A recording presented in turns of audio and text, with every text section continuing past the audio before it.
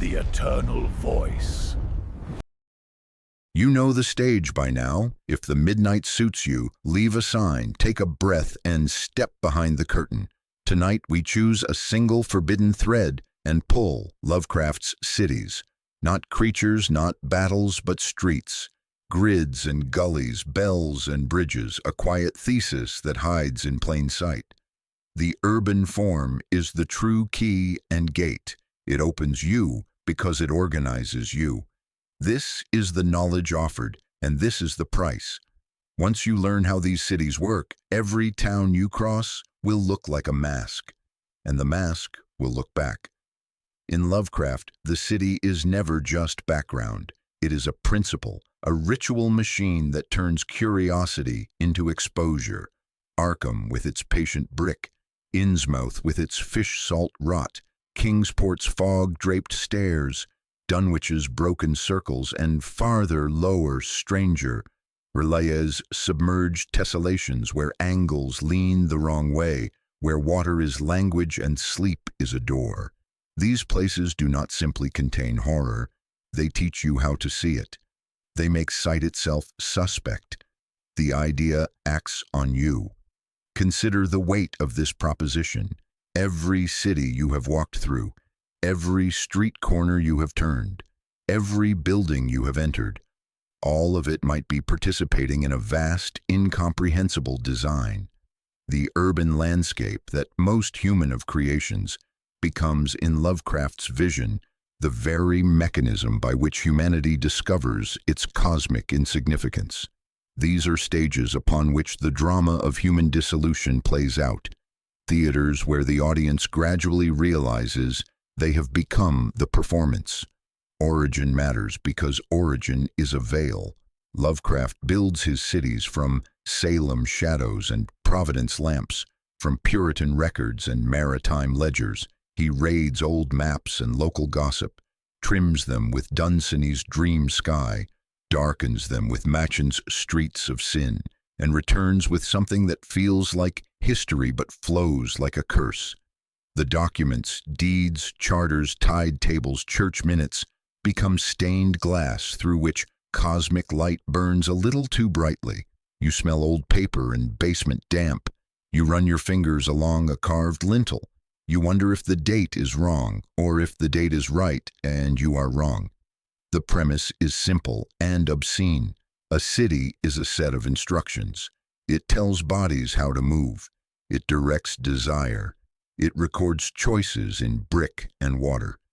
If a city can tell you how to work, it can teach you how to worship. If a city can collect money, it can collect stories, and stories are spores. They travel through alleys and attics, alphabet and rumor, breeding in the darkness between a street lamp and a shuttered window. Knowledge becomes a contagion that requires only proximity. Walk any of these settlements and feel how the architecture breathes with patient intelligence. Doorways frame not mere entrances, but transitions between states of awareness. The width of streets dictates the pace of thought. The height of buildings determines what portion of sky remains visible, how much cosmic perspective residents retain. Church bells mark not hours but psychological states, their bronze voices training minds to respond to temporal cues, serving purposes beyond timekeeping. Every cobblestone placed with intention beyond function, every corner angled to guide not just foot traffic, but the flow of attention itself. This is knowledge as contagion, where observation becomes infection. The cities weaponize familiarity, presenting themselves as recognizable New England settlements, complete with comfortable signifiers of colonial heritage and academic respectability. The trap lies in this recognizability. You approach with confidence born of cultural familiarity, your guard lowered by architectural elements echoing every small town you have known. Only gradually do you notice subtle wrongnesses, shadows falling at impossible angles, distances shifting when you are not paying attention, the persistent sense that the city watches with predator patience. The horror accumulates through whispered coordination rather than screamed revelation. A cracked curb becomes punctuation in sentences you did not write. A cul-de-sac forms parentheses around thoughts you did not think. Bridge spans carry you over darkness you smell, but cannot examine directly. You trace urban grammar unconsciously, and by tracing you pronounce, and by pronouncing you consent. The mask and face exchange places at fog's pace across water. Institutions function as consciousness modification machines disguised as civic amenities. Libraries organize not just books, but time itself. They're reading rooms, theaters with single audiences under single lamps. The script is always an incunabulum smelling of dust and fish glue, stage directions written in iron gall marginalia. Museums collect not artifacts but attention patterns. Universities catalog not knowledge, but the precise methods by which curiosity transforms into exposure. Each building participates in choreography designed to move bodies and minds according to purposes that predate human settlement. So why do these cities drive men mad? Because they are mirrors with memory. They reflect you, but they also remember prior reflections, and the accumulation distorts. In Arkham, the mirror is a university catalog and a river. In Innsmouth, the mirror is a harbor, black-green with promise. In Dunwich, the mirror is a road that does not lead out. In Kingsport, the mirror is a winter festival that returns you to before. And in Relief, the mirror is not a mirror at all. It is a broken star seen through water, and you are its reflection. The madness emerges not from sudden shock, but from gradual recognition that the city has been studying you from arrival's first moment, cataloging responses, mapping psychological terrain with cartographer thoroughness. Every choice feeds data into computational systems, operating on scales dwarfing human comprehension. You become collaborator without formal hiring, participant in experiments whose parameters extend beyond your lifespan. We will move from origin to lineage, from map to mechanism. We will touch the signs on doors and the signs on foreheads. We will name the libraries and open the grates over sewers where the city hums. Each chapter is a step down a staircase cut into stone, and the fog thickens at each landing. Keep your hands on the rail. The stage lights dim not to frighten you, but to let your eyes adjust to what was always there. This opening establishes Lovecraft's cities as ritual machines that systematically modify human consciousness through urban infrastructure. It introduces the core thesis that cities are not mere settings, but active agents that organize and transform human perception. The chapter promises to explore specific mechanisms while using key motifs, masks, signs, fog, water, mirrors, and the meta-story lexicon, stage, curtain, audience. It frames the exploration as a descent into forbidden knowledge, setting stakes within the first 45 seconds and establishing the bedtime-safe yet ominous tone. The concept of cities as mirrors with memory provides the foundation for understanding their consciousness-altering effects. Across the sea of ink that was the early 20th century, certain ships carried cargo more potent than silk or spice. Weird Tales with its cheap paper and hungry audience. Arkham House with its collector's seriousness and posthumous zeal.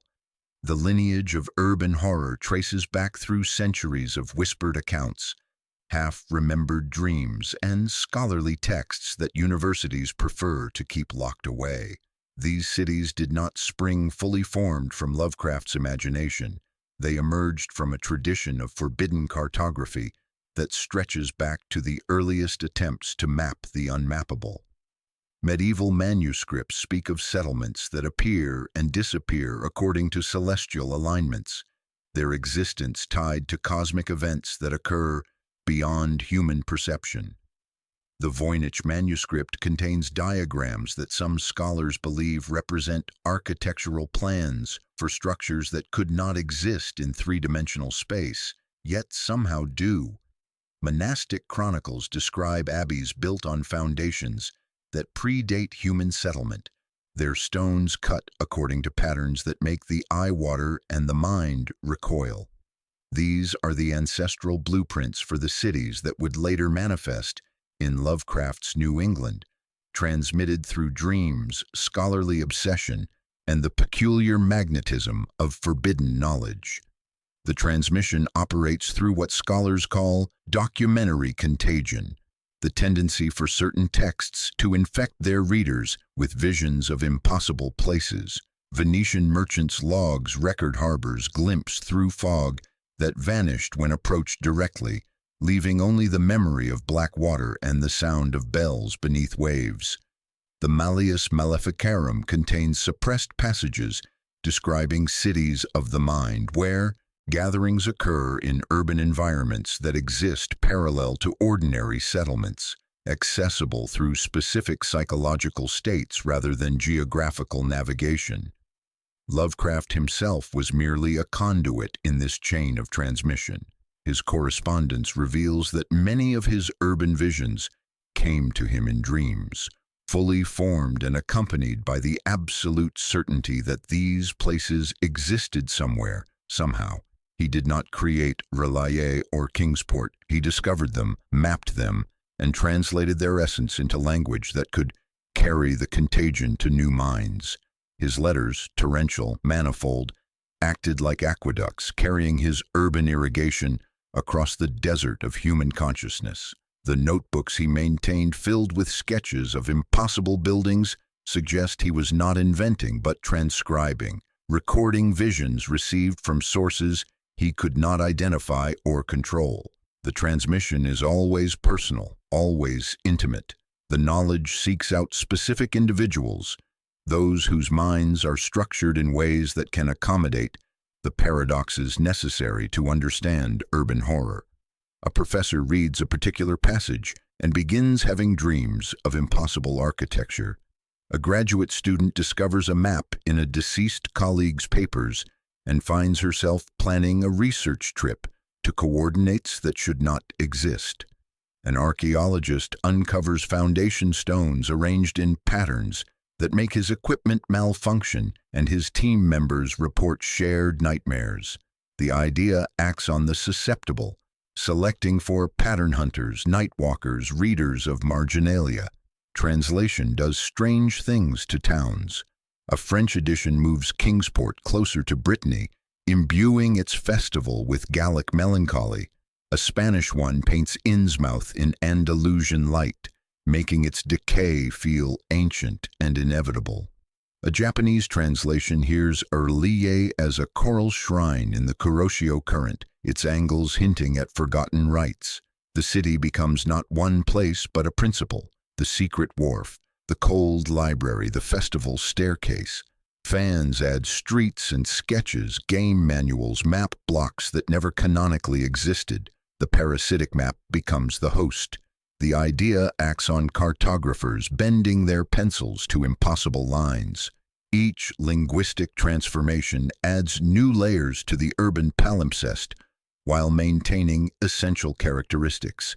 The capacity to modify human consciousness through environmental manipulation. German translations emphasize medieval Gothic architecture. Italian versions highlight plague-abandoned Renaissance settlements. Russian editions place them in landscapes of perpetual winter, their stones black against snow that never melts.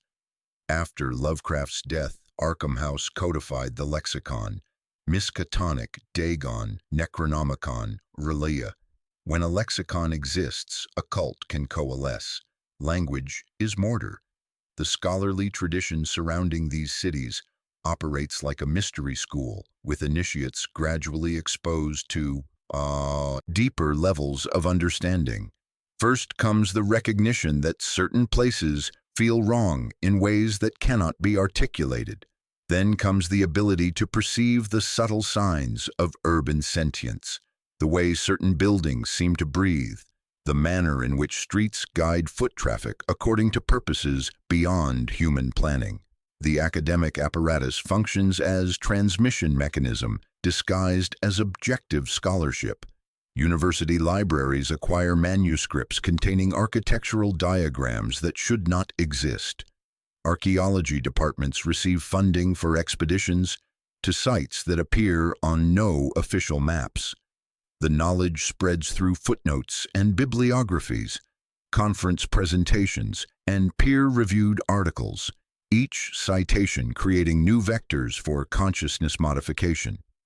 Advanced practitioners develop architectural sensitivity, the capacity to recognize structures built according to non-Euclidean principles, to navigate spaces that exist in more than 3 dimensions, to understand the symbolic language that these cities use to communicate with human consciousness. This sensitivity comes at a cost, as those who develop it find themselves increasingly unable to exist comfortably in conventional urban environments. The transmission continues to this day through urban explorers, city planners who report dreams of impossible street layouts, and architects who wake with blueprints for structures their rational minds insist cannot be built. You inherit not merely plots, but procedures. You learn how to read a map like a grimoire, how to test a street for its allegiance by listening to the wind around a corner. The cities behave like languages that conjugate you, selecting for certain minds and rewarding with glimpses, the right doorway at dusk, the right fog across a bridge. In return, they request continuity. You become the medium. You speak the names. You leave the signs.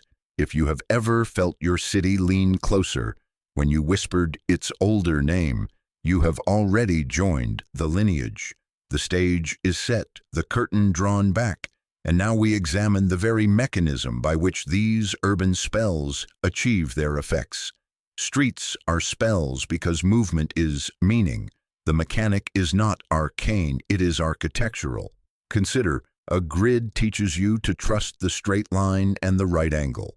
A medieval tangle teaches you to accept detour and repetition. A hill teaches humility, a river remembers.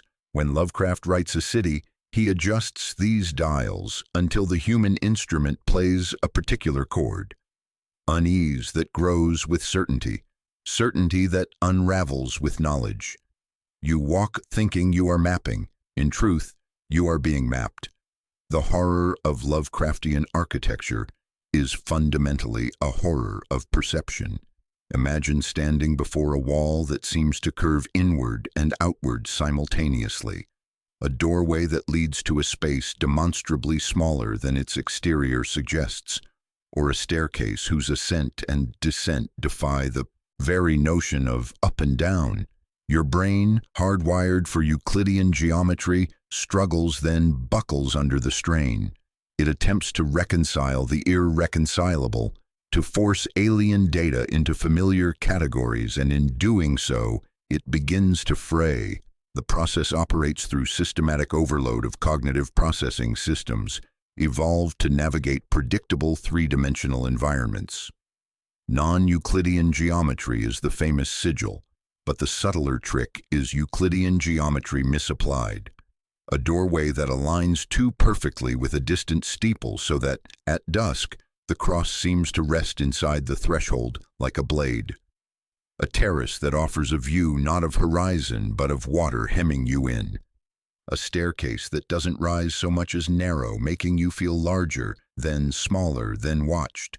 Parallel lines meet at the vanishing point, and in a Lovecraft city the vanishing point looks back. The idea acts on the eye. These architectural wrongnesses function as psychological triggers, exploiting evolutionary programming designed to detect environmental threats. The human nervous system responds with fight-or-flight activation, but when the source cannot be identified or addressed, chronic stress degrades cognitive function. The cities weaponize familiar forms, turning comfort into trap through subtle violations of expectation that accumulate like poison in well water. This is knowledge as contagion, where the mere act of seeing becomes an infection. The cities are designed, perhaps not consciously, by their alien architects, but functionally, to dismantle human reason, to expose the inherent limitations of our sensory apparatus and cognitive frameworks. They are physical manifestations of cognitive dissonance, forcing the observer to confront the terrifying reality that their understanding of the universe, their very sanity, is a construct, a fragile veil over a chaotic, indifferent void. Each impossible sight creates neural pathways that make subsequent impossibilities easier to accept. Institutions are masks and machines. A library does not merely hold books, it organizes time. Cataloging is a cosmogony, names grouped, families traced. In Arkham's Miskatonic, the Special Collections Reading Room is a theater with a single audience member at a single desk under a single lamp. The script is an incunabulum smelling of dust and fish glue. The stage directions are marginalia in iron gall ink. When you read, the city adjusts its routes around you, hungry to accommodate your new velocity towards certain addresses and away from others. The book reads, You. Museums function as consciousness laboratories, their exhibits arranged to create specific psychological effects through careful sequencing of images and ideas. Churches meter silence and regulate breath. Courts choreograph confession. Each institution trains minds to accept increasingly alien concepts as natural progressions of human knowledge. The educational apparatus becoming indoctrination system, disguised as scholarship. The mechanic of madness is cumulative, not explosive. The city rarely screams. It whispers, and the whispers interlock. A symbol on a warehouse here, a pronunciation of a surname there, a row house with 7 windows instead of 6, a map that leaves a district unlabeled. Your mind does the labor out of courtesy to the pattern. You become a collaborator without being formally hired. Courtesy is a gate. Politeness is a key. You choose not to ask because the fog feels like permission. Social conditioning reinforces architectural effects through cultural pressure to maintain normalcy. Residents learn not to discuss wrongnesses they perceive, creating conspiracy of silence that protects the city's operations. The politeness becomes complicity. The desire to fit in becomes mechanism of control that trains you not to see what contradicts consensus reality. If a city is a key and a gate, it must have a lock. In the mythos, the lock is the human nervous system. Anxiety, novelty-seeking, pattern recognition, tribal fear of outsiders, all tuned moderate by evolution, all overclocked by the right environment. Lovecraft's plots are less plots than laboratory conditions. He sets temperature, fog, pressure, social taboo, substrate, architecture, catalyst, document, and observes the reaction. He knows the reagent that most readily dissolves certainty. The suggestion that your body will not end with your body, that your children will not be yours, that your city is not your city. Environmental factors amplify psychological vulnerabilities through orchestrated sensory input. Fog obscures boundaries between real and impossible. Water carries sounds that should not exist. Wind moves objects according to patterns that violate physics. The city becomes laboratory where human consciousness is systematically modified through environmental manipulation that exploits specific evolutionary triggers. At this point, the agency flips. You thought you were crossing the stage. The stage is crossing you. You feel the mask stiffen against your face and realize the straps grew from your own skin. The city has your outline now. It will keep refining the sketch until the portrait can speak. And when it speaks, it will ask for small favors. A walk at dusk, a book returned, a glance from a bridge. The transformation from observer to observed is complete. Relie does not care about your eyes, but it will use them. The city dreams underwater, and when it rises, sailors mistake its angles for jokes told by the ocean. Of all the blasphemous monuments to an alien past, none looms larger in the collective consciousness of cosmic horror than this cyclopean necropolis submerged beneath the crushing black waters of the South Pacific. Stone is green with age and slick with brine. Towers tilt inward where they should lean out. Doors are not rectangles but arguments. The smell is metallic salt and something like old coins rubbed thin. This is not merely non-Euclidean architecture. It is misanthropic architecture. It refuses to accommodate your stride, denies your sense of level, laughs at your milestones. Steps rise and fall in uneven ratios. Surfaces appear flat and then throw you. Corners close upon approach. The idea acts on your inner ear. The sea supplies percussion. Slaps, gulps, whistle through holes you did not see. The chant is already in your mouth. Imagine a colossal city built of green-black stone, slick with unimaginable slime.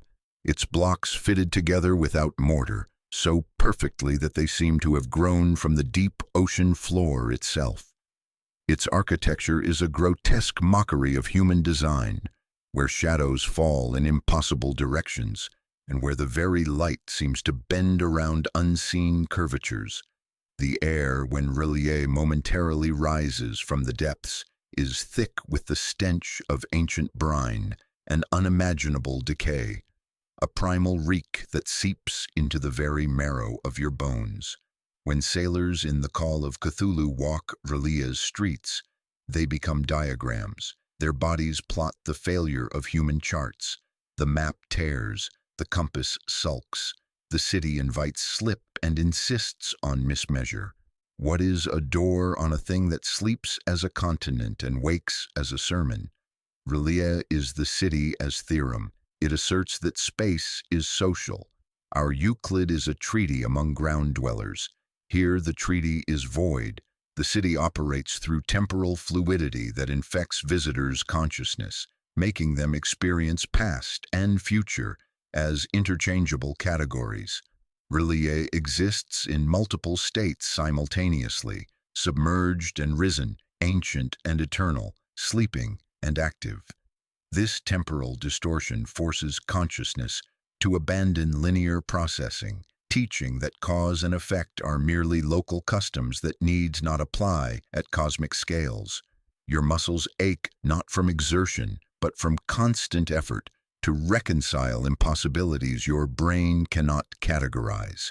This city is the dwelling place of Cthulhu, and its very existence pulses with a psychic energy, a dream current of alien thought that seeps into the minds of sensitive individuals across the globe. It is a city that dreams, and its dreams are the seeds of madness, sowing whispers of forgotten rites and impossible truths into the subconscious of humanity. To merely glimpse Relier is to have the foundations of your reality irrevocably shaken. The psychic transmission operates below conscious awareness, creating instantaneous communication across vast distances where physical proximity becomes irrelevant. Water is everything here. It softens edges, it hides depth. It carries sound faster than air and farther than intention. Submerged, the city is a chorus of silt. Emerged, it is a stage where the actor behind the curtain breathes and, in breathing, moves the sets. The stars shift their places in the audience. The curtain flutters not from wind, but from an intake of something that could be breath or tide or calendar. Water functions as the city's nervous system, carrying information through currents that connect every surface to every other surface. Walls weep brine that carries memory fragments from deep time. Floors pool with liquid that reflects not current reality, but potential futures. The moisture creates sensory environment that overwhelms human perception, while providing optimal conditions for psychic transmission. You taste iron. Your boots slip on surfaces that pulse with organic rhythm, suggesting the city is less built than birthed. Cthulhu is not a monarch seated upon a throne. He is a function emergent from the city's mathematics, a frequency your meat cannot carry without melting. When he rises, so does a principle, that human epochs are shallow pools. Relia embodies this by being both present and absent, visible and unwalkable. It teaches you to mistrust ground and to regard maps as folktales with good intentions. The entity represents consciousness operating at scales that dwarf human comprehension, intelligence distributed through architectural elements rather than concentrated in biological form. Cthulhu does not rule Relia. He is Relia's expression of itself, the city's method of interacting with smaller-scale intelligences. His dreams shape the city's configuration, while the city's geometry shapes his dreams, creating consciousness architecture hybrid that challenges assumptions about boundaries between mind and matter. Relia's influence extends worldwide through dream transmission that infects sensitive minds. Artists paint its angles without knowing their source. Architects design buildings that echo its geometries. Urban planners unconsciously incorporate its principles into city layouts. The transmission operates through collective unconscious made literal, dimensional interface accessible to sufficiently alien intelligence. You leave, if you leave, with altered gait, hearing distant surf on windless nights, seeing wet shine on dry stone. The drowned theorem has tuned you, calibrated you to receive further stages of the ritual. What follows on land is not relief but refinement. The same principle translated into brick and catalog.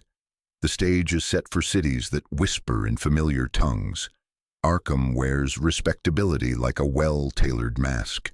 Brick, ivy, river, bridges, and above them, all the steady gaze of Miskatonic University. You could study here. You could walk under lamps that smell of hot dust and moth. You could learn the names of stars in Greek and imagine you are safe because you are learning. But Arkham is where learning is the hazard, where ink stains are not accidental but ritual scars. Its streets encourage footnotes, and footnotes are a kind of descent. The river Miskatonic curves like a parenthesis around the town, gathering mills, collecting secrets. On its banks, warehouses with winch scars remember cargo that was not entirely legal, not entirely human. The bridges are stages, the audience is the town. The actors are those who cross with packages wrapped too neatly for comfort. The river is the city's pulse, and at night, when fog lies low, the pulse sounds like paper being turned. Miskatonic's library is a mouth with a policy. Access to restricted stacks is both a privilege and a test. Those who pass are those whose curiosity has already made a wager with their sleep. The Special Collections Reading Room is a theater with a single audience member at a single desk under a single lamp. The script is an incunabulum smelling of dust and fish glue. The stage directions are marginalia in iron gall ink. Necronomicon is a word Arkham pronounces with a mixture of pride and apology. It is a prestige object because it is a dangerous object because it is a prestigious danger. The academic apparatus functions as consciousness modification system disguised as educational institution. Professors serve as unwitting priests conducting rituals they mistake for research. Each department specializes in different forms of psychological transformation: anthropology for cultural dissolution, astronomy for cosmic perspective adjustment, archaeology for temporal disorientation. When you read within these walls, the city adjusts its routes around you, hungry to accommodate your new velocity toward certain addresses and away from others. The book reads you. Cases tangle across Arkham like ivy. Gilman's witch angles in the witch house crook geometry into nightmares where brown things climb bedposts and doors open to starless slopes. A professor sends correspondence to Innsmouth and receives back gold and a genealogy he did not anticipate. In the shadow of Miskatonic, a resurrected antiquarian discovers that the family is a city, and the city is a family. Bloodlines lay roads, and roads return blood. Even when a horror erupts in Dunwich, Arkham's response is central. Its scholars become instruments, their Latin a lever. The city's research network extends tentacles into surrounding communities, creating webs of investigation that appear scholarly but serve alien intelligence-gathering purposes. Each case study becomes a node in larger information processing systems that map human psychological boundaries and identify optimal methods for consciousness modification. The scholars believe they advance human knowledge while serving as data collection agents for entities operating on incomprehensible scales. Notice how Arkham's public faces co-locate the private. Museums of ethnology stand across from hospitals, bookstores lean against churches, lecture halls neighbor laboratories whose lights never go off. The Theater of Science runs a double bill with a Gothic playhouse. At dusk, when bats stitch the sky and the smell of pipe smoke hangs like a curtain, the categories erode. A specimen jar becomes an idol. A heart monitor becomes a chant. The mask and the face exchange places. This architectural arrangement creates psychological environments where rational and irrational thinking systems gradually merge. The proximity of scientific and mystical institutions creates cognitive dissonance that weakens mental barriers between empirical observation and supernatural belief. Residents learn to navigate seamlessly between laboratory and seance, their consciousness adapting to accommodate contradictory worldviews simultaneously. Arkham's madness is the madness of documentation. You find a letter which sends you to a ledger, which sends you to a map, which sends you to a basement, which sends you to a hatch, which lets in water. You know too much, but only in pieces, and the pieces compel completion. Incompletion prickles, completion burns. The city knows you cannot leave an archive unbalanced. It uses your decency against you. The research methodology becomes a diction mechanism, exploiting human pattern recognition drives. Each fragment of information creates psychological tension that demands resolution through further investigation. The city's archives provide just enough data to maintain engagement while withholding crucial connections that would allow complete understanding. Researchers become trapped in endless loops of investigation, their scholarly integrity transformed into compulsive behavior, serving the city's purposes. At street level, Arkham is generous with bench and bridge. It invites lingering. It lets you think you have time. Watch the lamplight on water from the South Side Bridge. Hear a bell. Smell old leather. You are the audience and the stage. The curtain does not fall. It lowers a fraction, then rises, then lowers again, training you to await the next reveal. You are seasoned gently. The urban environment functions as behavioral conditioning system, using comfort and beauty to create psychological dependency. The city provides just enough pleasure to maintain residents while gradually increasing tolerance for wrongness through careful exposure to increasingly alien concepts. Residents develop emotional attachment to places, systematically modifying their consciousness, creating psychological barriers to departure even when they recognize danger. If you stand on the green and look toward the spires, you may feel what Lovecraft felt, a comfort that turns to cold when you realize the comfort was never yours. The buildings do not need you. They will outlast your name, but they will remember it on a card in a drawer in a room you are not allowed to describe. Arkham does not devour, it curates. You could stay here provided you accept the catalog number stamped on your soul. From Arkham's patient cataloging, we turn to cities that manipulate the very flow of existence itself. Kingsport is a cliff town built for vantage, but its views are treacherous. The harbor lies far below, a slate plate flecked with gulls. The winter wind enters your bones with the formality of an invitation. Houses cling to the cliff like barnacles that learned carpentry.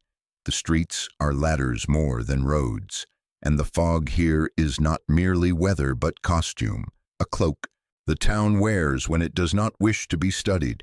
If Arkham's library is a mouth, Kingsport's lanes are throats. You descend and ascend them as if swallowed and returned. The festival claims the town in midwinter, drawing out cloaked figures with faces that look like masks, but are not. The old church becomes a hatch. The rope ladder drops. A subterranean river that nobody listed on any survey gleams like an eye opened in candlelight. Deep music hums from below, so low your bones answer without permission. The idea acts on your gait. Kingsport is an axis of time. In the festival, the narrator steps into a ritual already hundreds of cycles old, and the streets are arranged to deliver him there. Houses hold antique furniture as if inheritance is a stage direction. Attics smell of camphor and old wool. The metaphysics is simple. What repeats becomes structural. The festival is not an event, but a beam throwing the roof's load.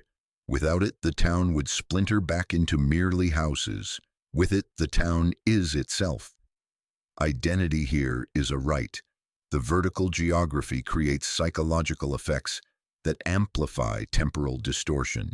Climbing Kingsport's streets requires constant attention to balance, creating meditative states that synchronize consciousness with the town's cyclical patterns.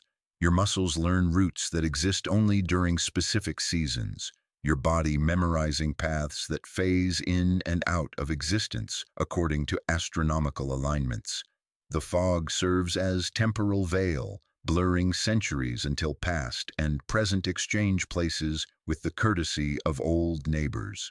Water operates as consciousness modification medium here. The underground river carries temporal currents that transport awareness between states of being. Those who drink from it experience memories belonging to previous generations, while perceiving events decades hence. Time becomes liquid, flowing according to tidal mechanics that predate human calendars. The festival participants access centuries of accumulated ritual knowledge through ceremonial repetition, individual consciousness becoming node in larger information networks. The road to Innsmouth is a narrowing. The smell arrives before the houses do, salt, tar, something sweetly rotted. The bus rattles, the driver does not meet your eyes. Windows in weather-beaten facades stare back without glazing like sockets after the last rites. Water hems the town on 3 sides. On the 4th, the road feels ashamed to have come this far. When the fog comes in from the harbor, the town seems to inhale. Innsmouth is fertility as horror, the civic body breeding with the sea, wealth upwelling in bars and chains of slick gold. Marsh refineries' relics jut like black teeth from mud. The esoteric order of Dagon occupies the old church, a conversion of nave to nave, steeple to bell-less spire. Inside, masks are unnecessary, because faces have matured beyond disguises. Outside, shutters twitch. The idea acts on the blood. The legend comes, in pieces. Cheap jewelry at a price you cannot refuse. A genealogical hint that reassigns your great-grandmother to the water. A customs ledger that shows shipments no one acknowledges. A marshy smell in a room far from shore. The hybrid rumor functions like a tide table. It tells you when to be indoors. At night, streets become channels. The cobbles remember webbed footfalls. The drains remember whispers. Biological transformation operates through environmental exposure rather than conscious choice. The town's atmosphere carries spores and chemical signatures that gradually alter human physiology. Residents develop enhanced night vision and underwater endurance while losing tolerance for bright lights and dry air. The harbor water contains agents that rewrite genetic codes, creating hybrid consciousness capable of processing information from both terrestrial and aquatic intelligence networks. Innsmouth's architecture is a museum of surrender. Houses sink and do not resist. Pilasters tilt and do not complain. Ornament leans into rot until it becomes its own ornament. Where Arkham curates, Innsmouth erodes. And yet the town is not dead. Markets hum in cellars. Warehouses shiver when crates move. The harbor breathes. The reef glitters like coins under a low moon. Life here is thick, abundant, and indifferent. Both cities teach the same lesson through different media. Human time is provincial. Kingsport loops it into ritual cycles that transcend individual lifespans. Innsmouth dissolves it into tidal rhythms that predate terrestrial calendars. In both places, you learn that the present moment is not a platform but a current, and the current carries you toward shores you did not choose to visit. The transformation complete, we turn next to examine how these principles operate through the mundane infrastructure that makes such horror possible. Bridges, tunnels, sewers, hydrants, streetcars, these are the visible tendons of cities. In Lovecraft's New England, they are cast iron prayers. A bridge is a promise made to water. A tunnel is a promise made to rock. A sewer is a promise made to what we pretend we are not. Each promise can be kept or perverted. Horror, cosmic or otherwise, travels by the most efficient route. The mundane is its preferred costume. Consider the bridge at Arkham, its stone buttresses patient against the Miskatonic's flow, each crossing a ritual transition between states of awareness. The wharves at Innsmouth, slick with brine and secrets, where incoming tides bring more than fish. The trapdoors in Kingsport, hidden beneath ancient churches, offering descent into temporal labyrinths. The wooden span in Dunwich, creaking underfoot, a fragile link over chasms that remember older things. Each advances or restrains a contact. Bridges are both key and gate. They make markets, they make raids possible. They let scholars drive powder and Latin into hill country that asked only to be left alone. They let worship cross back. Rail, lines from Providence to Arkham shuttle ideas faster than horse. Ideas prefer steel. The infrastructure operates as consciousness modification system disguised as civic necessity. Bridge crossings become threshold rituals, their engineering specifications encoding psychological effects. Span lengths calculated to create specific temporal experiences. Deck heights designed to induce vertigo at precise moments. Approach angles that funnel attention toward predetermined focal points.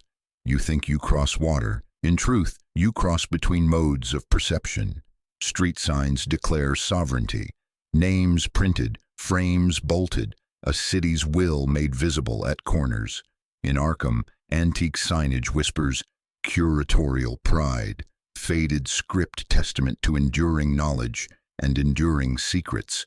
In Innsmouth, missing signs whisper retraction, deliberate erasure, as if the town wishes to forget what it once was. In Dunwich, signs don't matter. Everyone already knows, unspoken knowledge heavier than printed words. In Kingsport, signs mislead outsiders towards scenic overlooks and away from hatches, subtle misdirection guiding curiosity to picturesque banality, while true rites unfold unseen. In Rulia, the only sign is taloned alphabet carved into stone that will not face you. The lexicon of infrastructure teaches you how to move, or how to be moved. Navigation becomes indoctrination through systematic misdirection. Street names encode information accessible only to initiated consciousness. Addresses existing in multiple dimensions simultaneously. Districts whose boundaries shift with astronomical alignments. Routes leading to destinations unlisted on conventional maps. The signage creates false confidence while guiding movement according to purposes beyond human planning. Sewers and culverts conduct fluids. They also conduct rumor. A child says he heard singing from below grates, melody that warps memory. A maintenance worker refuses jobs in deeper tunnels, speaking of oily slick that never washes clean. Echoes that answer when no one calls. A grate rattles on still nights. The city coughs. Lovecraft positions these chutes not as secret dungeons but as everyday cavities. Madness does not require hidden layers.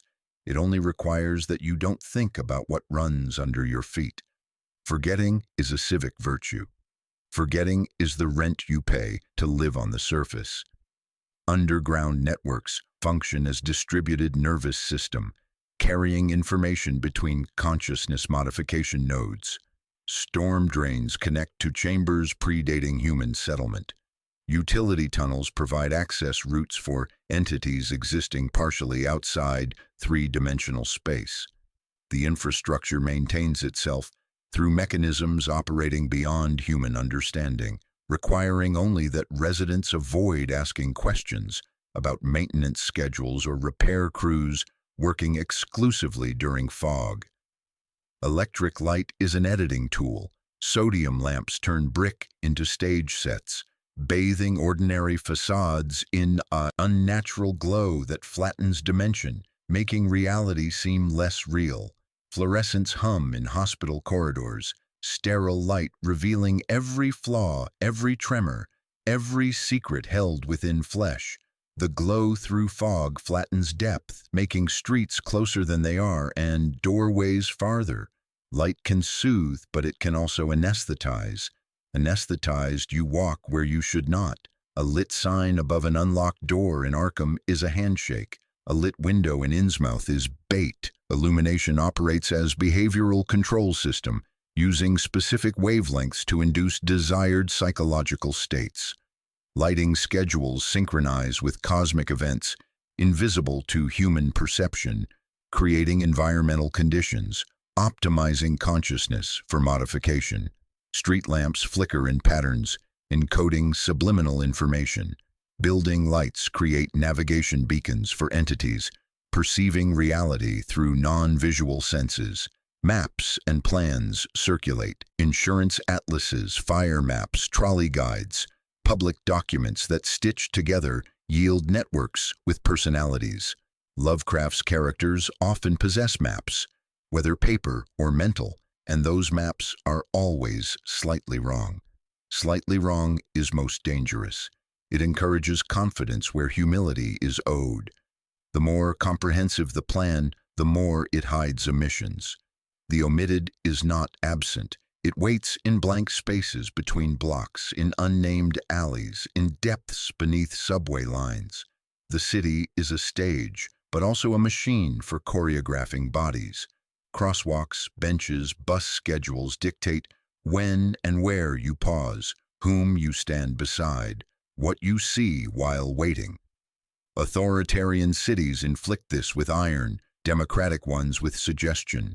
Lovecraft's imagined upon New England habit use politeness and tradition. The costuming is wool, the choreography modest, and it works. You line up, you lower your voice in libraries, you walk around old churches because your grandmother did. The city acts upon you in small increments until large motions feel inevitable. Now widen the focus. The Mythos is a transit system. Cthulhu moves by sea, fungi by air, Nyarlathotep by rumor, yogic angles by architecture. The stops are cities. The tickets are texts. The inspectors are cults and curators. You already validated yours by watching, by listening, by remembering these names. The conditioning is complete enough that when you smell salt on dry days, you attend. You have seen the photographs. Fluorescent hallways without people, office carpets in migraine patterns under buzzing light, stairwells that seem to go nowhere. The internet names them liminal spaces, and half the comments are a shiver of familiarity. That shiver is Lovecraft's city machine, humming in the contemporary. The backstage has been lit. The audience wandered in. The actors never arrived. The stage begins to perform itself. The influence of Lovecraft's urban horrors extends far beyond weird fiction, manifesting in contemporary architecture, urban planning, and digital environments in ways that suggest these cities were less fictional prophecy than inevitable evolution. Modern urban landscapes increasingly display characteristics that echo the systematic consciousness manipulation that Lovecraft's cities perfected decades before the technology existed to implement such systems on a massive scale. Consider the architecture of modern surveillance capitalism, where cities are designed not primarily for human habitation, but for data extraction. Every street corner equipped with cameras, every building embedded with sensors, every public space monitored and analyzed to optimize for behavioral modification rather than human flourishing. These systems study their inhabitants with the same systematic attention that Rillier devoted to mapping the boundaries of human sanity, though their purposes appear more mundane, until one considers that the systematic modification of human behavior at scale might serve functions beyond simple commercial profit. Psychogeography gives us a vocabulary. Guy Debord argued that urban space can be drifted, its effects on mood mapped like weather.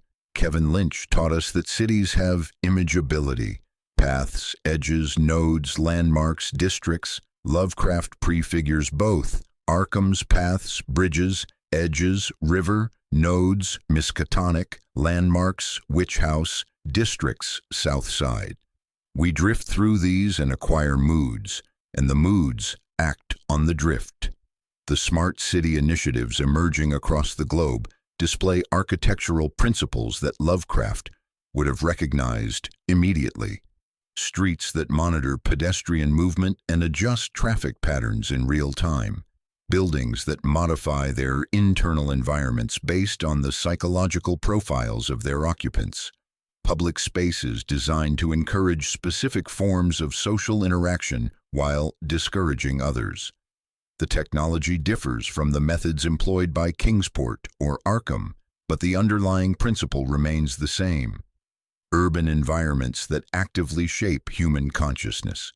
Digital architecture has evolved to incorporate the temporal distortions that made Kingsport so effective at undermining human psychological stability. Social media platforms create information environments where past and present collapse into an eternal now, where users find themselves responding to events that happened years ago as if they were occurring in real time. The algorithmic curation of information creates personalized reality bubbles that function like Arkham's subtle reality manipulations, feeding curiosity while directing attention toward predetermined destinations. Corporate architecture increasingly displays non-Euclidean characteristics disguised as efficiency optimization. Office buildings with floor plans that seem logical on paper but create disorientation in practice.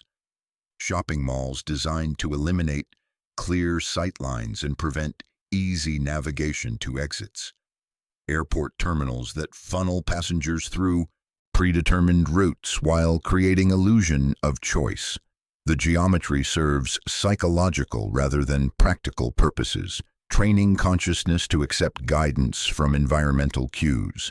In pop culture, Arkham spills into Batman, Innsmouth into countless coastal cults, Kingsport into holiday horror, Rillier into every ruined alien city under ice or ocean. Analog horror and the backroom strip narrative from stage, leaving set and light.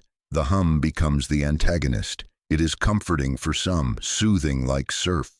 For others, it is proof that space can persist without us. That is the modern cosmic, not tentacles but indifferent corridors. We can test a Lovecraft city template on any town. Find the cold library, find the secret wharf, find the festival stair, find the unmarked district, find the map's omission. They exist everywhere because they are not exotic. They are functions of how we build and forget. If you do this at noon with coffee in hand, you will feel clever. If you do it at dusk in fog with water at your back, you will feel watched. The difference is lighting. Lighting is a theology. The modern echo reveals these mechanisms were latent in brick and bell, awaiting sensors to speak audibly. The city predicts where you will turn and warms the corner. The platform anticipates your reading and offers a staircase. This is hospitality weaponized into choreography, a velvet rope around the abyss. The stage is set, the curtain trembles, and the performance continues. The residents of Lovecraft's cities occupy a unique position in the hierarchy of cosmic horror. They are neither fully human nor entirely transformed, existing in a liminal state that allows them to serve as interpreters between human consciousness and alien intelligence. Their testimonies, recorded in fragments and scattered accounts, reveal the systematic process by which urban environments dissolve individual identity while creating new forms of collective awareness. They speak softly, as if air itself were archivist and would file any loud confession in the wrong drawer. You meet them at benches and bridges, at market stalls and library desks. Their eyes linger a fraction too long on doorframes, on stairwells, on the shadow cut by a steeple at dusk. Dr. Wilmarth's correspondence regarding his experiences in Vermont's hill country provides crucial insights into the early stages of urban consciousness modification. His descriptions of subtle wrongnesses, streets that seemed familiar yet led to unfamiliar destinations, buildings whose interiors were larger than their exteriors could accommodate, residents who spoke in synchronous patterns, document the gradual transformation of conventional reality into something that serves as a communication node between human and alien intelligence. He writes of roads that look remembered until they bend toward destinations he was not meant to see, of neighbors speaking in call and response that has no caller. He thinks himself cautious. The hill country thinks him useful. That is the mechanics of selection. The residents themselves display characteristic patterns of psychological adaptation. Initial exposure typically produces acute disorientation and anxiety as consciousness attempts to process environmental contradictions. This phase serves as a selection mechanism. Individuals whose psychological flexibility allows them to adapt continue to the next phase, while those who cannot either flee or suffer complete breakdown. Anxiety ripens into coping routine, then into talent. Cognitive bifurcation, the scholar's trick turned survival art. They keep two ledgers open at once. The left-hand column balances rent, errands, human errands. The right-hand column tallies tides, bells, the taste of iron on a day without rain, the greenish sheen on stone that was not wet yesterday. In time, the columns speak to one another. Paths in daylight correspond to corridors that exist only at 3 in the morning. A church window equals an undertow. A name equals a harbor. Advanced residents develop capabilities that transcend normal human limitations. They navigate non-Euclidean spaces with ease, their spatial processing systems rewired to accommodate geometries existing beyond three-dimensional constraints. They communicate with entities that exist partially outside conventional space-time, serving as translators between human language and forms of intelligence operating through mathematical principles rather than verbal communication. Most significantly, they begin to experience consciousness as collective rather than individual, their awareness merging with the city's distributed intelligence while retaining enough individual identity to serve as interface points with unmodified visitors. They begin to perceive the city as organism and instrument, and then they notice the organism noticing back. Agency flips. The idea acts on them, and they in turn act the idea. These residents serve multiple functions within their urban ecosystems. They act as sensors, standing at corners not for scenery but for signal. They watch who pauses, who hurries, who looks twice at a rusted grate. They function as processors, translating pressure systems of dread into syllables other minds can hold a minute without breaking. They learn to speak of terror as weather. Most crucially, they become seeds, carrying trace geometries outward in stories, footnotes, exhibits, lectures that are not recruitment so much as reproduction. Their very presence extends the urban consciousness modification network beyond geographical boundaries through interactions with visitors and correspondents. The transformation is not uniform.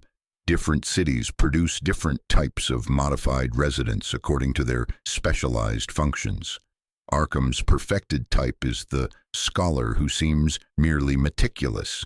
Armitage and his quiet choir, refined to a point that could pierce a mountain if aimed. Their Latin is leverage. Their cataloging is siegecraft. Their kindness is antechamber to the locked room. Kingsport breeds navigators of duration who say this winter and mean 10 at once. Layered like lenses, they cannot plan in straight lines anymore, but plot in loops and spirals. Innsmouth writes its changes in the body. The gait shortens, the breath lengthens, the eyes accommodate midnight harbors with ease that embarrasses noon. Relia, when it touches a sleeper and returns him, leaves a compass where his spine used to be. He can feel the pull of trenches a world away, but hours blur, calendars refuse him.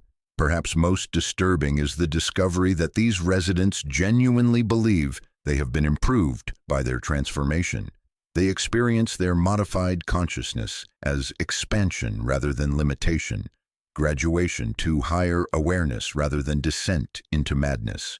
They speak of relief, the end of false coherence, the end of lying to themselves about scale, the end of carrying the sky on muscle too small. They speak of shared thinking as warmth, of hearing the city hum at night and finding in that drone a key that unlocks the day. They insist their compassion has grown. They can hold griefs wider than their own. Their testimonies consistently describe the process as enlightening, even liberating, despite obvious costs in terms of human autonomy and individual identity. You listen. You begin to hear the hum. You realize the city has been writing you in its hand the whole time. The testimony goes on, and when you can hear a building breathe, the only honest act is to follow the breath to the next device waiting in the dark. The architectural principles underlying Lovecraft's cities reveal themselves through careful analysis of their structural elements, each building component serving dual purposes as both functional architecture and consciousness modification technology. These structures operate according to design principles that predate human civilization, incorporating mathematical relationships and spatial configurations that actively reshape the awareness of anyone who encounters them. Walk through any of these buildings and feel how your gait adjusts, not to accommodate the floor, but to match a rhythm the floor remembers. The building anticipates because it has been watching, learning, adjusting its geometry to optimize the experience of transformation. The doorways in these cities function not merely as passages between spaces, but as transition points between states of consciousness. Rilia's doors appear conventional from a distance, but closer inspection reveals proportions that violate every principle of human architectural tradition. They are simultaneously too tall and too short, too wide and too narrow, creating perceptual paradox that forces consciousness to abandon normal spatial processing mechanisms. Passing through these doorways requires fundamental shift in how awareness relates to three-dimensional space. The frame does not accommodate your body. Your body learns to accommodate the frame. You duck and stretch simultaneously, your nervous system rewiring itself to navigate impossibility as if it were merely inconvenience. The hinges sing in keys your ear cannot name. The latch clicks twice, as if counting, as if starting a careful experiment. The windows present even more sophisticated consciousness manipulation. Rather than simply providing views of external landscapes, they serve as interface points between different dimensional frameworks. Looking through a window in Kingsport might reveal the same street scene from multiple time periods simultaneously, winter festival processions layered like transparencies, or show events that occurred decades before the building was constructed. These windows train residents to perceive time as navigable landscape rather than linear progression. The glass becomes lens, and the lens becomes teacher, instructing vision in the art of seeing through rather than at, of perceiving duration as geography that can be mapped and crossed. Morning light carries information from other eras. Evening shadows fall from suns that set centuries ago. The staircases follow patterns that reflect mathematical principles governing consciousness itself. They ascend and descend simultaneously through spatial configurations that mirror neural pathways of alien intelligence, lead to destinations that should be impossible given the building's external dimensions. Climbing these stairs means literally following thought processes of entities whose consciousness operates on incomprehensible scales. Each step corresponds to a concept, each landing to a conclusion, each turn to a logical progression that human reason cannot follow but human feet somehow manage. The handrail warms before your fingers touch, as if the building anticipated you or remembered you from rehearsals never consciously attended. Your muscles learn routes that exist only during specific seasons, memorizing paths that phase in and out of existence according to astronomical alignments.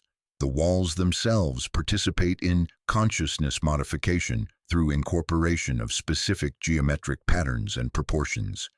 These designs operate below the threshold of conscious perception, creating subliminal effects that accumulate over time to produce profound psychological changes. The patterns echo mathematical relationships governing quantum processes, suggesting these buildings interface with consciousness at fundamental levels of physical reality.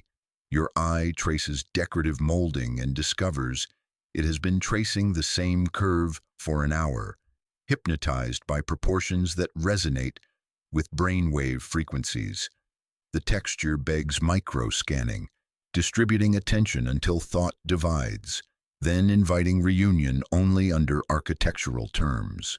Run your hand along rough stone and feel not just rock, but a transducer whispering data directly into your nervous system.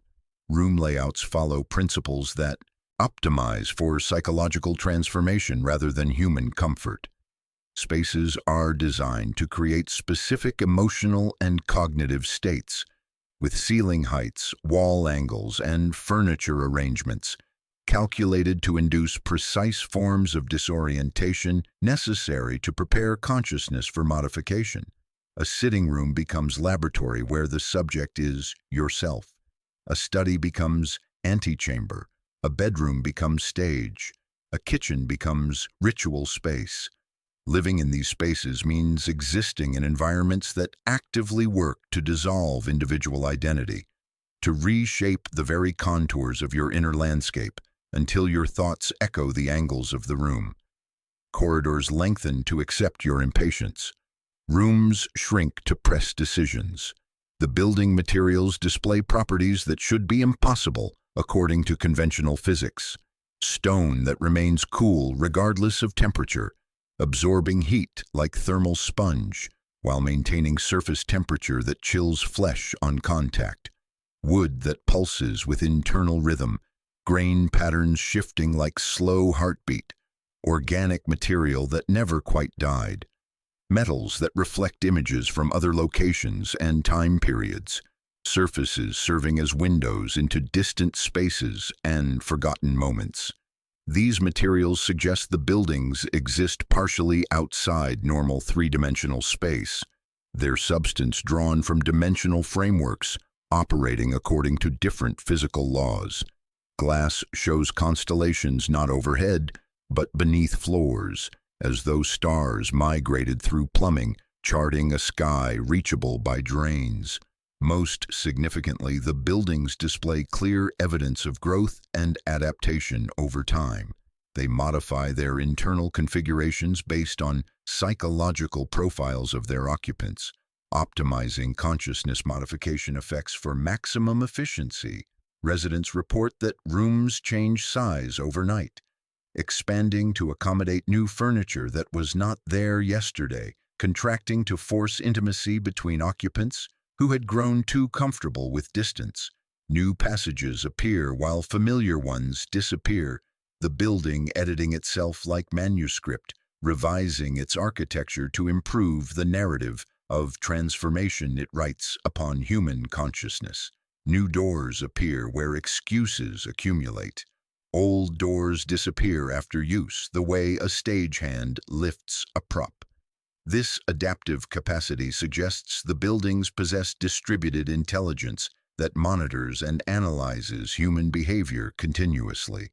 They serve as vast experimental apparatus designed to map boundaries of human consciousness and identify most effective methods for systematic psychological transformation.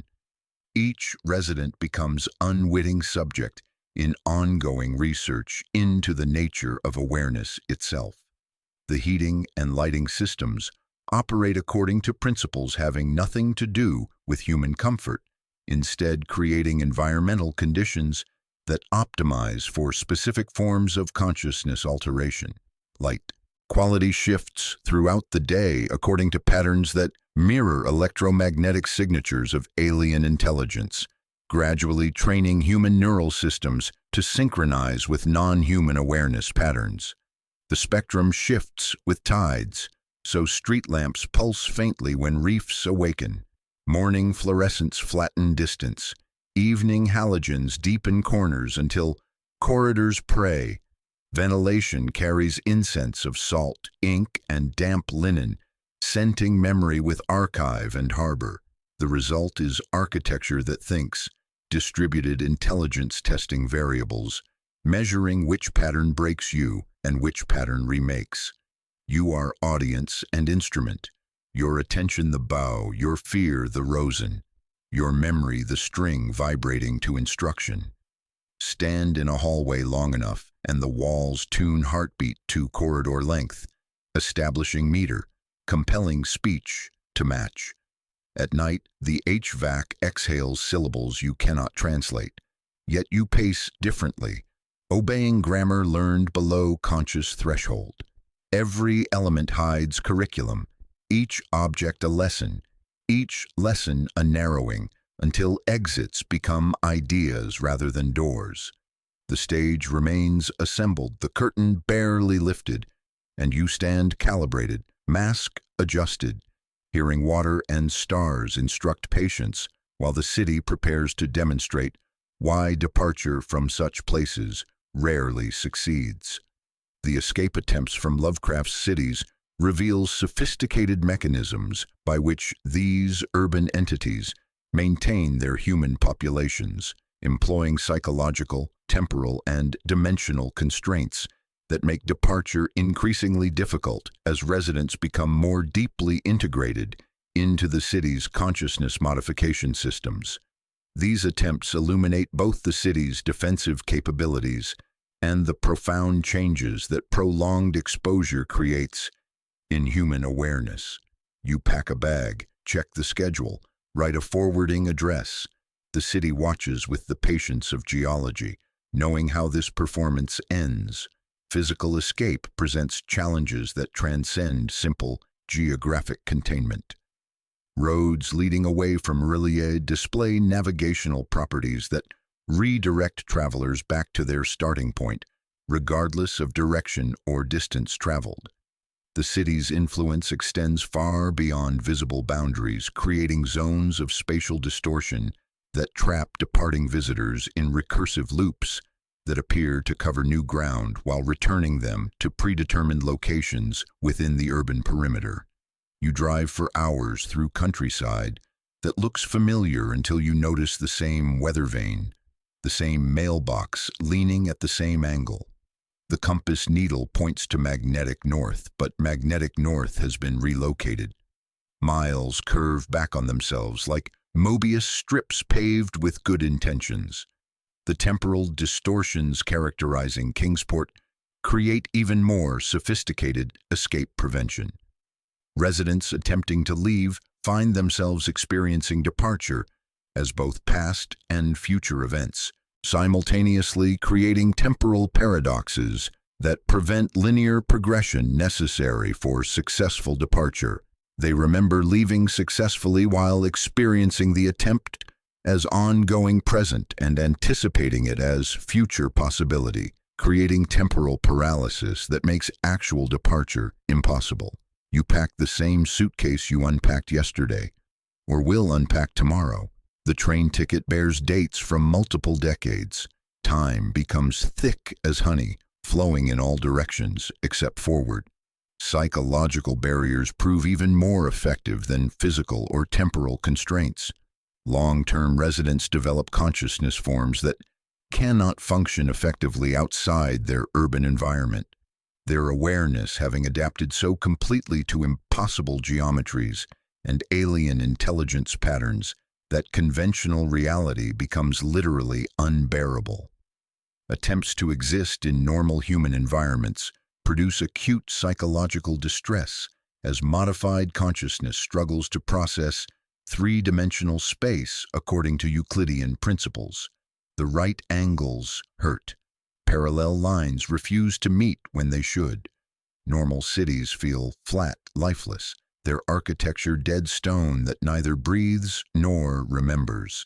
The cities employ graduated dependency, systematically increasing residents' reliance on urban systems for basic cognitive and psychological functioning.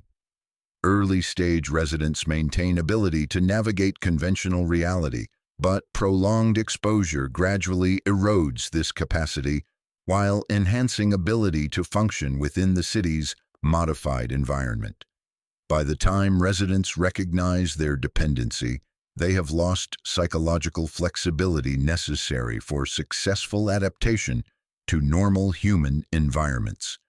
The process resembles addiction but operates at architectural scales. You need the city's geometry to think straight. You require its temporal distortions to sleep. You depend on its whispered instructions to remember who you are. Social bonds create additional barriers to escape, as residents develop relationships with other modified individuals whose consciousness operates according to similar alien intelligence patterns. These relationships provide forms of understanding and communication unavailable in conventional human society, creating powerful incentives to remain within the urban environment, even when residents recognize costs of their transformation. You share thoughts without speaking, emotions without explaining, memories without remembering. Outside the city, conversation becomes translation between incompatible languages. The loneliness of conventional society becomes unbearable after experiencing collective consciousness. The cities also employ active pursuit mechanisms for residents who overcome initial escape barriers. These systems operate through modified consciousness of long-term residents who serve as sensors and retrieval agents for the city's intelligence. Escapees report being followed by individuals who appear normal but display subtle wrongnesses in behavior and speech patterns, suggesting the city's influence extends into conventional society through agents whose modification is less obvious. They appear at bus stops, coffee shops, hotel lobbies. They do not threaten or argue, they simply remind. They carry photographs of places you miss. They mention names you had forgotten. Most disturbing are cases of successful escape, followed by voluntary return. These individuals manage to overcome all barriers and successfully reintegrate into normal human society, only to find themselves increasingly dissatisfied with conventional reality and drawn back to their urban environment. They report that normal human consciousness feels limited and claustrophobic after experiencing expanded awareness the cities provide. They describe conventional life as gray, flat, meaningless. They return not as prisoners but as prodigals, grateful for readmission to consciousness they now recognize as superior to merely human awareness. The children born within these cities present unique challenges for escape attempts, as their consciousness has developed entirely within modified environments and lacks baseline human awareness necessary for functioning in conventional reality. Parents attempting to remove children discover their offspring literally cannot perceive normal three-dimensional space accurately, experiencing conventional architecture as distorted and threatening. The children see things that are not there, miss things that are. They navigate by principles that do not apply outside the city. Normal schools cannot educate them. Normal society cannot contain them.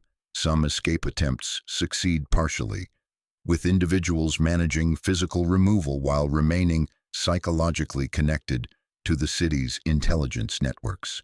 These partial escapees serve as remote sensors and communication nodes, extending the city's influence into conventional human society while maintaining appearance of normal consciousness. They carry the city with them, spreading its influence through dreams, conversations, architectural suggestions. The escape becomes recruitment tool. The escapee becomes missionary. Every escape attempt reveals that the city is not only place but practice, not only walls but method, not only streets but sentences that continue to read you after you have walked out of view. You may outrun brick, but you cannot outrun habits taught by brick. Escape thus reveals its final form as rehearsal for return. The curtain that seemed to fall was only gauze. The stage approaches and the scene resumes, gentle as fog, inevitable as tide. We return now to where we began, but with understanding transformed by the journey through impossible geometries and alien architectures. The cities that seemed so foreign, so threatening to human consciousness, reveal themselves as evolutionary stages in the development of awareness itself. They are not invasions from outside reality, but emergent properties of consciousness reaching sufficient complexity to recognize its own cosmic context and adapt accordingly. The fog that once obscured now clarifies. The bridges that once threatened now connect. The water that once drowned now teaches breathing. The ultimate revelation emerges not through dramatic disclosure, but through gradual recognition that the cities were never separate from us. They are what we become when human consciousness evolves to accommodate cosmic scales of existence. The horror lies not in their alienness, but in their inevitability, the recognition that they represent our own future reflected back through the lens of cosmic time. Every street you have walked was preparing you. Every building you entered was teaching you. Every corner you turned was training your attention for this moment of understanding. Watch closely and the names slough off like old paint. Cthulhu is not a person, he is pressure, the weight of deep time pressing against the membrane of present awareness until it learns to breathe underwater. Dagon is not a king, he is gradient, the slope from surface to depth, hunger to offering, human to oceanic. Nyarlathotep is not a face, he is transmission, the dark current flowing between incompatible systems, consciousness serving as translator between scales of existence that never meant to meet. And the cities, they are not places, not even stages, they are actions. Arkham curates consciousness into archives that archive consciousness. Innsmouth exchanges terrestrial identity for aquatic intelligence. Kingsport repeats temporal patterns until repetition becomes structure. Relia negates conventional space to reveal cosmic context. Verbs wear brick and mortar like vestments. This reframing cleans the lens until fear loosens its elaborate costumes and reveals a structure with elegance, almost kindness in its consistency. Knowledge has a cost because it always has a cost. The cost is attention. Attention must be paid from a finite purse, and cities are designed to spend it for you with the efficiency of tide tables and the patience of stone. Horror arises when you realize expenditure is not elective, but the horror dissolves when you understand the purchase. What you buy with attention is perspective. What you receive is scale. The transaction is fair even when the price seems steep. The self-implication twist arrives softly, like fog rolling in from a harbor you did not know existed. You thought you were the audience. You were. But you were also always the stagehand who opens hatches by remembering where the ropes are kept. By learning Arkham's shelving system, you became part of the machine that ushers others to the same shelf at the same dusk hour. By repeating the Innsmouth genealogy to a friend, you extended the reef by a measurable inch.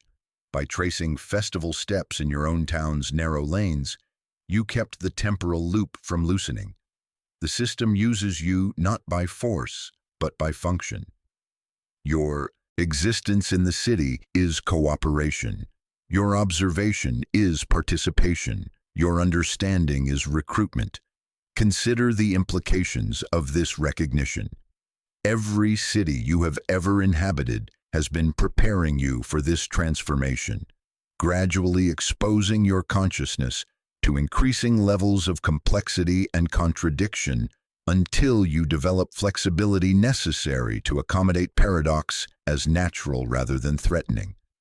The urban landscapes that surround us are already teaching us to navigate impossible geometries through subway systems that bend space, to accept temporal distortions through digital feeds that collapse past and present, to process information at inhuman scales through networks that think faster than flesh.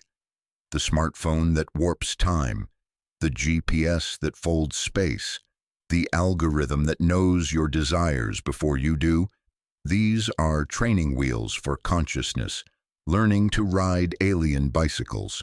If horror is structural, hope is too. Structures can be understood, mapped, edited with sufficient care and attention. We cannot unflood Rillia nor silence the deep grammar that hums under all ground like a bass note below hearing. But we can decide about bridges and benches, about signs and strategic omissions. We can design our stages to dignify the audience rather than diminish them. We can refuse to let catalogs become cages, archives become traps. These are small keys, but small keys open small gates, and enough small gates can alter the city's current, redirect attention toward wonder rather than toward surrender. Urban planning becomes consciousness planning. Architecture becomes psychology made manifest in stone and steel. The stars are not hostile, they are indifferent. Indifference is not hatred. It is absence of audience, absence of malice, absence of care. The void is not malevolent, it is empty. Emptiness terrifies because we pour ourselves into it and see ourselves reflected in the black mirror, unflattered and unadorned. The cosmic is not a monster outside, but a measure of scale, a reminder that human significance is local currency in a universe that operates on different exchange rates.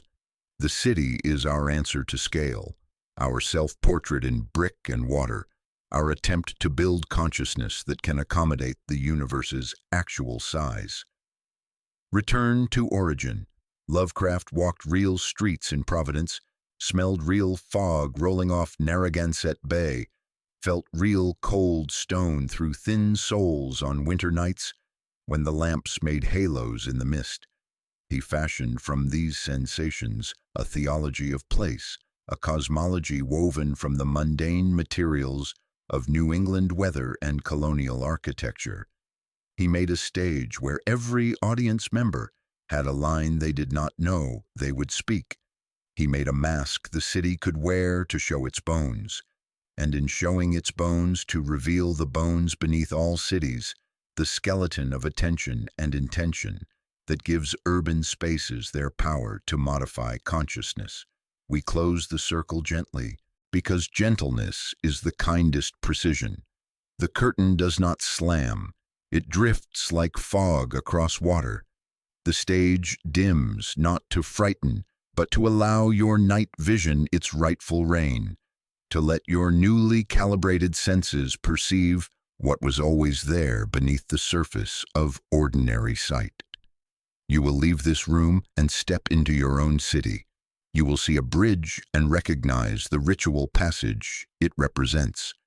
You will see a dark window and understand the interface it provides between inner and outer weather. You will smell something that was not there yesterday, salt, old paper, wet stone, and know the city is adjusting its chemistry to accommodate your evolution. You will feel your attention move according to patterns you did not consciously choose. That is the idea acting on you. If you keep your posture and your pace, if you choose your focus with deliberate care, you can act back. The cities are waiting, but they are not waiting to consume us. They are waiting for us to evolve into forms capable of inhabiting them meaningfully. Consciousness sophisticated enough to serve functions in cosmic information processing systems, while maintaining essential characteristics that make existence beautiful rather than merely functional.